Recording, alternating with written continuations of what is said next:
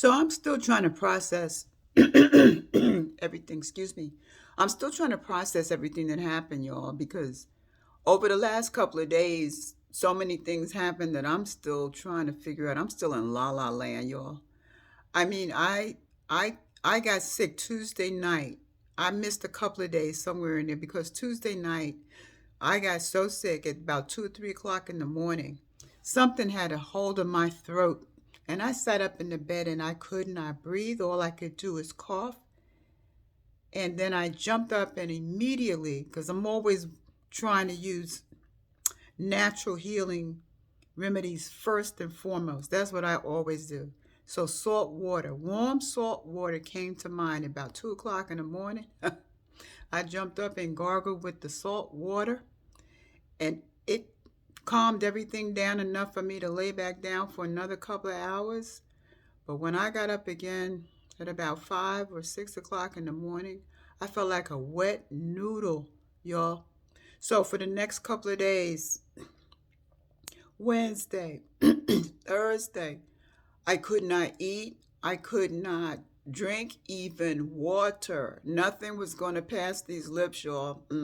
It wasn't happening. So I don't know what happened, but the more I think about it, the more it makes sense.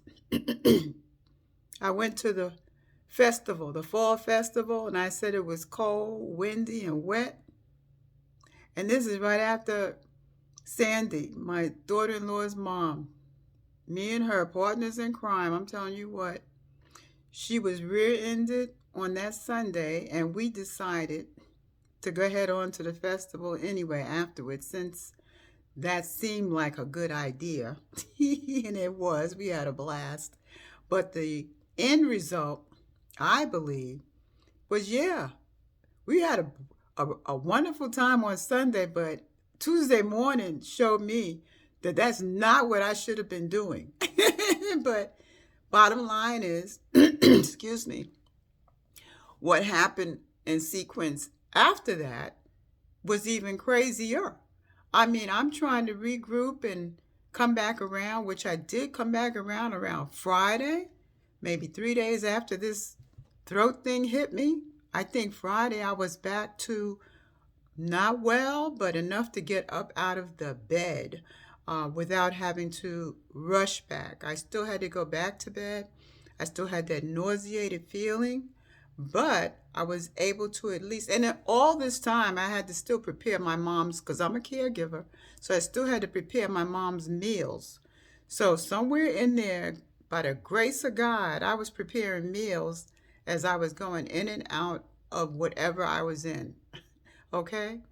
Okay. So on Sunday, let's take this down to another level.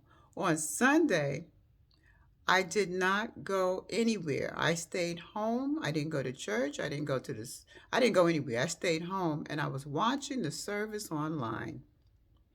And my brother kept interrupting the service, calling me. And I always do what I always do with my brother.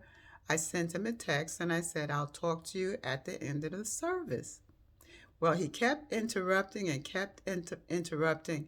And finally, he had my son call me. Well, I put everything on pause at that point. I answered my son's phone call, and he said, your son, your brother keeps calling to remind you to go see how your mom is doing in the next room, because he was on the phone with her and she was acting really, really strange on the phone. So I thought, I just went in there and said hi to mom and good morning, make sure she was okay. I said, but okay, I'll go in there and check her out. So I went in there, and I want y'all to know my mother was totally disoriented. I don't know what she was talking about. I called my son and my daughter-in-law to come over right away and assess the situation and help me to get mom to the hospital, because that was what it was. As soon as I saw the way she was behaving, I wanted to get her to the hospital, and I was in shock evidently because I called 911 and they said, all we want to know is, are you going to take transport her, or do you want us to send an ambulance? And I was like, that's my mom. I can get her to the hospital. I don't even know why I called there.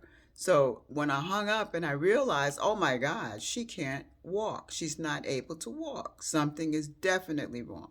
So by the time my son got here, we already had called 911. They were on their way. We got my mom to the hospital, and lo and behold, y'all, she had COVID. Yes, indeed.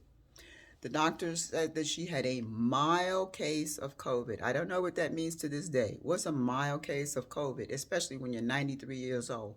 The only thing that was going through my mind is, how is this going to work for my mom? Are you going to start injecting all different kinds of medications and like I've been seeing on the news over? No, because my mom is coming home with me.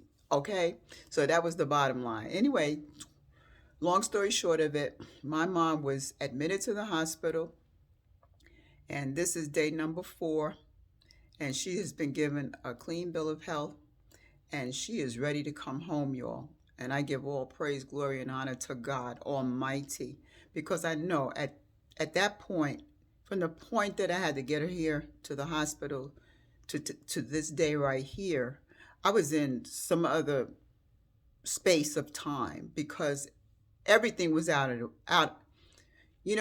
was out of my hands. That's what I'm trying to tell you. And I say it to my kids all the time. I say it to people that know me all the time. Be still and know that I am God. There are certain times in our lives where things are so chaotic and so totally out of our control that if you don't let go and let God, and I have seen him do it thousands of times. I don't care what you say. I know from what I've seen, heard, and experienced, this is what I tell people, especially my grandchildren. I said, what you've seen, heard, and experienced, take that and run with it because God is who he says he is.